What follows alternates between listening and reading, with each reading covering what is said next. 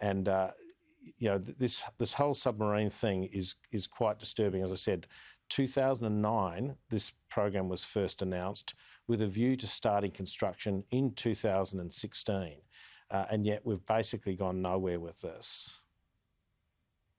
Yeah, well, that can be a whack at both sides. It has been a long time coming. I guess on the flip side, if we'd started back then, we wouldn't have nuclear subs, would we? Certainly Labor wouldn't have agreed to it back then. I don't think anyone in the coalition was pushing for it. So has the delay got that benefit, that we've got subs that might be a better suited to our security future? No, not at all. We need to have modern submarines right now because of what is happening in this situation that we find ourselves in.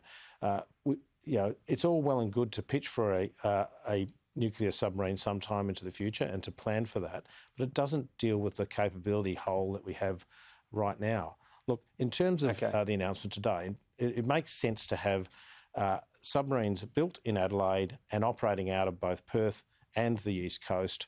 That is sensible. The difficulty here is that we simply are working with paper tigers. Our deterrent is basically announcements coming from the government, and that is no deterrent. Just finally on the fuel excise, you've called this for to be cut. So I think the current fuel excise is about 44 cents a litre. You'd take 22 cents a litre off the price of petrol for every Australian, presumably. It would be welcome, but it's a huge cost to the budget when we already have huge debts and deficits into the future. Is it worth it? We have to basically relieve families, small businesses that are dealing with really high fuel prices. Scott Morrison has put $16 billion aside in an election war chest to pork barrel.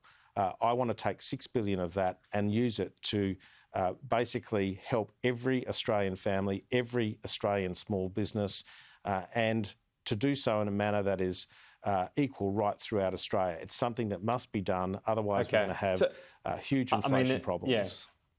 The $16 billion, I think a good half of that was already allocated for things such as contracts that couldn't be disclosed and so on. So I think you'd have to use more than that much money. But I guess just finally on this, I feel as though if the government announced this, you'd say it's a cynical election ploy just before to help voters on a short-term basis.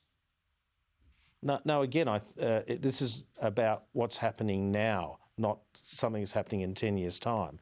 We need to address the problem of the high cost of living, of increased rental costs, increased food costs, increased school costs, and now we've got people struggling with $2 at the Bowser, and we've got to do something about that. This is not about future announcements. This is about solving a real problem right now.